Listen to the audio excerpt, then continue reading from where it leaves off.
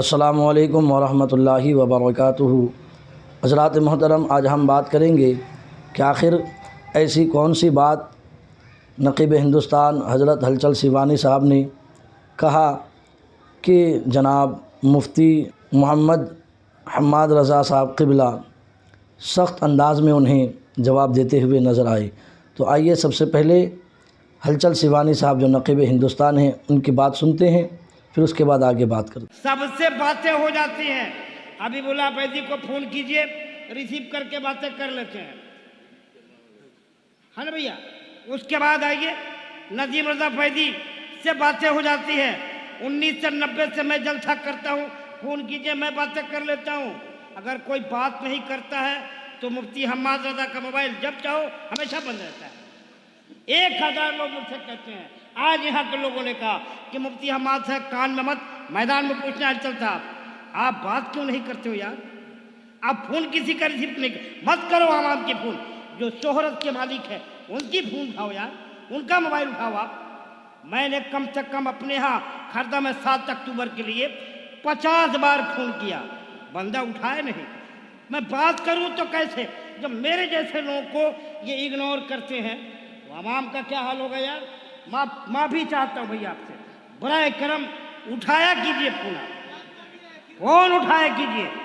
गलत बोल रहा हूँ ये सही एकदम, किसी का फ़ोन नहीं। आज मैंने फ़ोन किया, हज़रत आपका 3 नंबर मेरे पास है, तीनों पे कॉल किया, 2-2, 10-10 लोग दावत देने आया, यहाँ 20 लोग दावत देने आपके मौजूद हैं। मैं खुद दावत देने में शुमार हूँ, मैं आपको दावत दूंगा यार। फ़ोन नहीं उठाओगे तो किसको, आपके बच्चों को दावत दूंगा, किसको दावत दूंगा बताओ। इसलिए बहुत मैं भी नाला हूं और आपके चाहने वाले भी बहुत नाला हैं आपसे। इसलिए आपसे गुजारिश है, किसी का फ़ोन जाए आवाम को उठाइए, नहीं उठाइए यार, बड़े लोगों का फ़ोन उठाइए आप। तो हज़रात मोहतरम, आपने हलचल सिवानी साहब का बयान सुना कि वो बार बार हज़रत को फ़ोन करते हैं और दूसरे लोग भी फ़ोन करते हैं, लेकिन हज़रत मुफ्ती हम्माद रज़ा साहब जो है फ़ोन किसी का रिसीव नहीं करते, किसी का कॉल अटेंड नहीं करते। तो आइए उसके बारे में मुफ्ती साहब क्या जवाब देते हैं और मुफ्ती साहब ने स्टेज पर बैठकर क्या जवाब दिया हलचल सिवानी को और आवाम को, वो भी सुने। माज़रत ख़्वाह हूँ भाई हलचल सिवानी साहब और जुमला अपने उन अहबाब से मेरी जिनसे बात नहीं हो पाती है। मैं आपकी नाराज़गी को जायज़ समझता हूँ, लेकिन आप ज़रा मेरी भी मजबूरी समझा करें। मैं अगर किसी से बात ना करता तो शायद कहीं नहीं जा पाता। मैं बात करता हूँ तभी कहीं कहीं चला जाता हूँ। आपकी नाराज़ी भी बजा है, लेकिन मेहरबानी करें कभी भी किसी भी बात का गलत मतलब ना निकालना। मैं अपने रब से हमेशा ये दुआ करता हूँ, मालिक तू जितना चाहे उरूज दे, लेकिन कभी मेरे पैर ज़मीन से जुदा ना करना। आमीन आमीन आमीन आमीन। मैं हमेशा ज़मीन पर रहना चाहता हूँ। आमीन, बेशक बेशक। और मेरी औकात क्या है, ना मैं माँ के पेट से खतीब पैदा हुआ और ना गारंटी है कि आखिरी सांस तक मैं खतीब रहूँगा, बल्कि हकीकत तो ये है, ये तेरा करम है आका के बना लिया है अपना, कहाँ मुझसे ये कमीना कहाँ सिलसिला तुम्हारा। नारे तकबीर, नारे रिसालत, वाह वाह वाह वाह। अपना कुछ भी नहीं है। बहुत अच्छे। हम तो अगर रोटी भी खाते हैं ना तो उसे अपने हाथ की कमाई नहीं समझते। अल्लाह अल्लाह अल्लाह। हम तो एक एक लुकमा भी ये कह के खाते हैं, तेरे टुकड़ों पे पले गैर की ठोकर पे न डाल, झिड़कियाँ खाएं कहाँ छोड़ के सदका तेरा। हमारे पास बोलो यार, नारे तकबीर, नारे रिसालत, उलमा अहले सुन्नत, सुभान अल्लाह सुभान अल्लाह सुभान अल्लाह सुभान अल्लाह। मुफ्ती हम्माद रज़ा वाह मुरादाबादी, वाह वाह, नारे तकबीर, बहुत अच्छा, सुभान अल्लाह सुभान अल्लाह। अल्लाह सलामत रखे। भाई मैं दुआ करता हूँ, मालिक उस ज़िंदगी से मौत बेहतर है जिस दिन मिजाज में गुरूर आए। हमें बस मेरी कुछ मजबूरियां रहती हैं। हर बंदा फ़ोन लगा के ये सोचता है इसने मेरा फ़ोन नहीं उठाया। मैं आज ये बात कह रहा हूँ मजबूरी में, हालांकि मेरा वक्त ये तकरीर का था, मुझे इसमें अपनी वक्त बात नहीं करनी थी, लेकिन सिर्फ मैं सफाई कहने का हक तो रखता हूँ ना। इतना कहने का तो मेरा हक भी है कि मैं आपसे कहूँ।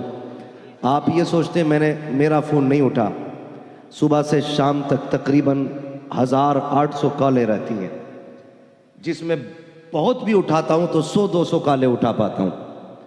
फिर उसके बाद मेरा सफ़र भी है, मेरा आराम भी है, और मैं इसको बरसरे मिंबर नहीं कहना चाहता, मेरी बीमारियां भी मेरे साथ रहती हैं। मैं बस ये दुआ करता हूँ मालिक, जब तक ज़िंदगी रहे ना तो तेरे ज़िक्र में गुजरे। और मेरी तो ख्वाहिश है, मैं दुआएं करता हूँ उजाले अपनी यादों के हमारे साथ रहने दो, न जाने किस गली में ज़िंदगी की शाम हो जाए। ये मेरे नाना बैठे हुए मिंबर पे, मैं सुबह से इनके घर पे हूँ। ये 4-4 घंटे मुझे छोड़ के गए कि तुम सो जाओ, लेकिन ये जब पलट के आए गवाह है, मैं इनको जागता मिला। इन्होंने ये कहा सोए नहीं, तो मैंने सीधी बात कही, ये फ़ोन पे बात कर रहा था। पूरे हिंदुस्तान, सिर्फ हिंदुस्तान नहीं, बाहर से मेरे भाई कॉल आते हैं, और सिर्फ जलसों के नहीं, उसमें हर तरह के कॉल आते हैं। कोई गम के मारे भी फ़ोन करते हैं, कोई मुसीबत ज़दा भी फ़ोन करते हैं, कोई परेशान हाल भी फ़ोन करते हैं। रह गई बहुत बड़े लोगों की बात, तो मैं सबसे छोटा हूँ। मैं जानता हूँ जितनी मेरी उम्र है इतने तो भाई हमारे बड़े भाई सीवानी साहब निज़ामत कर रहे हैं उतने सालों से जलसों में। अल्लाह इनकी उम्र में बेपनाह बरकतें अता फरमाए और इनको उम्र खिज़र अता फरमाए। मुझसे अगर तकलीफ़ पहुँची है तो माजरत खा हूँ। मैं बस इतना आज कहना चाहूँगा, कोई मुझे खैरियत के लिए भी फ़ोन ना किया करे। मैं इतना मसरूफ़ और इतना उलझा हुआ रहता हूँ कि खैरियत वाले फ़ोन भी कभी कभी मुझे बोझ लगते।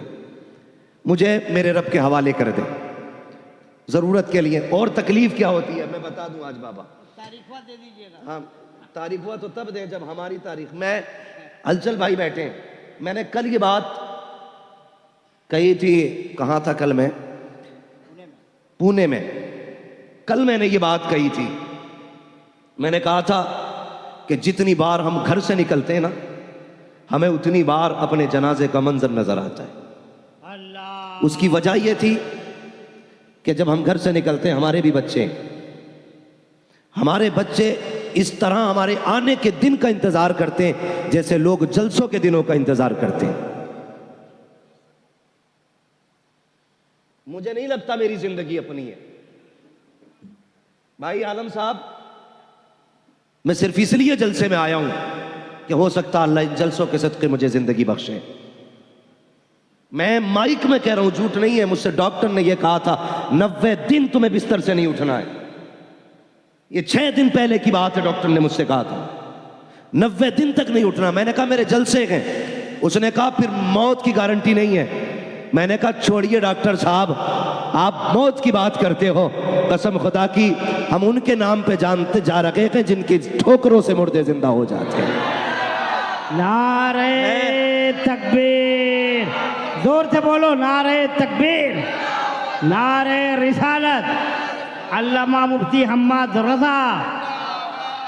भाई मैं मिंबर पे बैठ के कह रहा हूं, अगर झूठ हो तो अल्लाह मुझे आज ही गूंगा कर दे। मुझे रमजान तक फुर्सत नहीं है। मैं 2-2 महीने में अपने बच्चों को 2-2 दिन नहीं दे पाता हूं। मैं 10 दिन खाली रखता हूं हर महीने में, लेकिन कोई कहता तुम्हें गौस पाक का वास्ता, मैं उस वास्ते पे अपनी छुट्टी कुर्बान कर देता हूं। कोई कहता खुदा के वास्ते वक्त दे दे, मैं खुदा के वास्ते पे अपनी छुट्टी कुर्बान कर देता हूं। और ये वास्ते हैं कि जो मैं अपने बच्चों की परवाह नहीं करता। मैं कभी कभी सोचता हूं, मुझसे मेरे बच्चे पूछेंगे बता तूने दुनिया को वक्त दिया था, तेरे लिए तेरे पास हमारे लिए 2 दिन का वक्त नहीं था? अगर मैं ये कह दिया करूं वक्त नहीं है, खुदारा मजबूर ना किया करो। मैं कभी रेट बढ़ाने के लिए तारीख बाजी नहीं करता। मैंने कह दिया खाली नहीं है तो हो ही नहीं सकती है। मैंने कह दिया खाली है तो फिर कोई मसला ही नहीं है। वक्त है तो आपके लिए है और नहीं है तो फिर किसी के लिए नहीं है।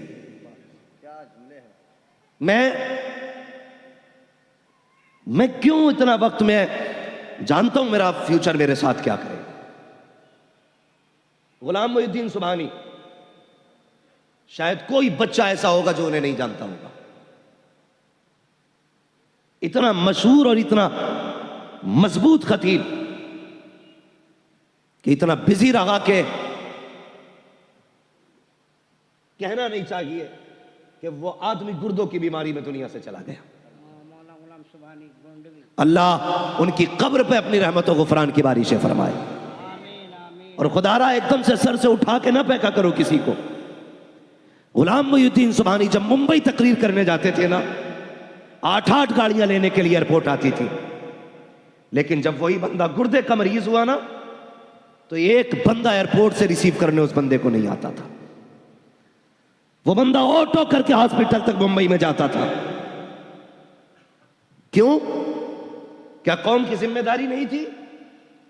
जिसने बच्चों की फिक्र की है बगैर जिंदगी पूरे दीन के लिए लौटा दी, तुम्हें तो सर पे उठा के रखना चाहिए था। खुदारा इनकी कुर्बानियां जाने।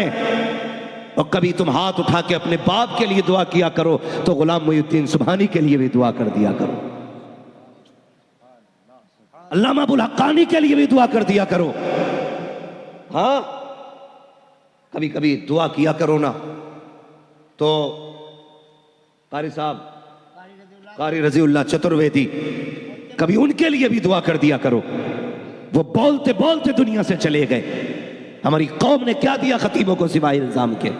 खुदारा मजबूरी समझा करो। और अगर कोई खतीब तुमसे छुट्टी मांगे तो उसे छुट्टी दे दिया करो। वजह बता रहा हूं, बीमारी की वजह से। मैं मिंबर पे बैठ के कहता हूं मेरे गुर्दों में भी तकलीफ है, फेफड़ों में भी तकलीफ है, लेकिन सिर्फ यहां तक क्यों आया?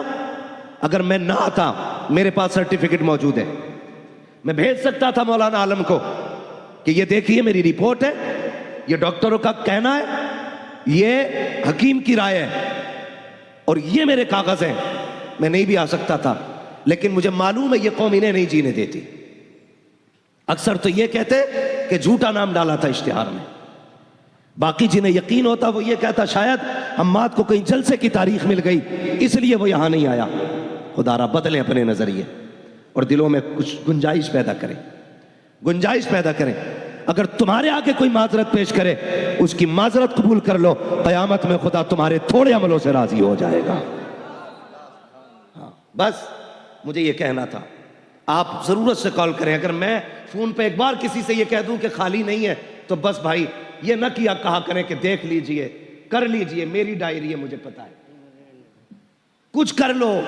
कुछ करने का क्या मतलब है? दूसरे की काट के हमारी लिख दो, यही तो है कुछ करने का मतलब ना। गुंजाइश, क्या गुंजाइश?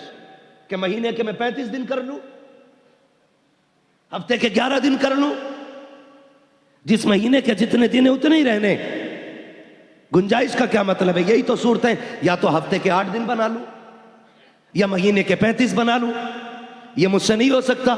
हाँ, एक काम कर सकता हूं, इनकी काट के इनकी लिख सकता हूं, लेकिन बताइए कयामत में इन्हें क्या जवाब दूंगा मैं? इसलिए खुदा रहा, बस मेरे भाई अगर फिर भी मुझसे किसी को तकलीफ हुई है, खुदा के वास्ते माफ कर देना। मैं यहां दिल दुखाने वाली बात नहीं करना चाहता, बस मैं कुछ कहना चाहता था। हमेशा यही दुआएं मांगा करो, उजाले अपनी यादों के हमारे साथ रहने दो, न जाने किस गली में जिंदगी की शाम हो जाए। तो दोस्तों, आपने हज़रत अल्लामा मौलाना मुफ्ती हम्माद रज़ा साहब क़िबला का बयान सुना कि हज़रत की क्या मजबूरियां हैं और हज़रत की तबीयत भी अभी अलील चल रही है। और हज़रत फरमाते हैं कि उनके पास हज़ारों कॉल आते हैं, तो जाहिर सी बात है उनकी भी पर्सनल लाइफ है, उनको भी आराम की ज़रूरत पड़ती है, उनके भी बीवी बच्चे हैं, तो जाहिर सी बात है कि उनको भी उन्हें टाइम देना रहता है। तो इंसान कहाँ तक फ़ोन रिसीव कर सके? हज़रत का कहना भी सही है। इसके बारे में आप क्या सोचते हैं? आप कमेंट के ज़रिए हमें जो है बताएं कि इनमें से यानी हलचल सिवानी साहब या मुफ्ती हम्माद रज़ा साहब में से कौन सही है, कौन गलत है। उसके बारे में आप कमेंट करके हमें बताएं। और इस तरह के इस्लामिक वीडियोज़ देखने के लिए हमारे चैनल एस अली अशरफ़ी को सब्सक्राइब करें